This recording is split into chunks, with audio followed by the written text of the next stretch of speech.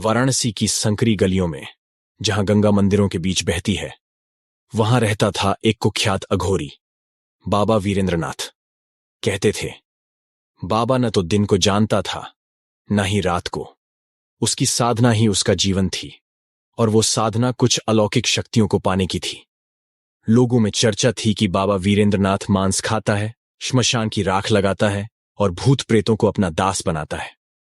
एक शाम गंगा किनारे घूमते हुए 3 युवक, अमन, राहुल और सनील, वीरेंद्रनाथ की कुटिया के पास पहुंच गए। उनकी हिम्मत थी और उन्हें डर जैसा कुछ नहीं जानता था। उन्होंने आपस में बातें की कि क्या वाकई में कोई अघोरी होता है। राहुल ने बाकी दोनों को ललकारा, चलो इस बाबा की कुटिया में झांकते हैं, पता चल जाएगा वो सच है या सिर्फ कहानियां।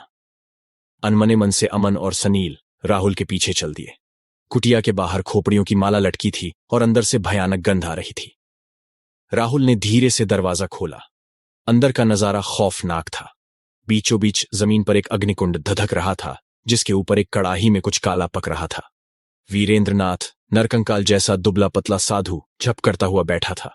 उसके गले में हड्डियों की माला थी और आंखें लाल थीं। तीनों युवकों को देखते ही बाबा वीरेंद्रनाथ का जप रुक गया। उसने एक भयानक मुस्कान बिखेरी और उनकी तरफ देखा। तीनों युवक सहम गए। उन्हें अपनी हिम्मत बेकार लगने लगी। पर जाने से पहले राहुल ने अपनी डींग हाँकने की आदत से मजबूर होकर पूछ लिया, बाबा, ये क्या कर रहे हो?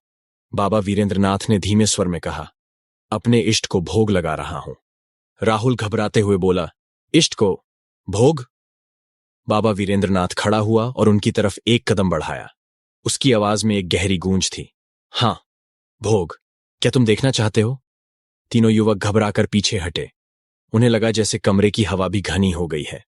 अचानक बाबा वीरेंद्रनाथ ने कड़ाही का ढक्कन हटा दिया। एक चीख कमरे में गूंज उठी। कड़ाही में जल रहा था एक इंसान का हाथ। तीनों युवक चीखते हुए वहां से भाग निकले।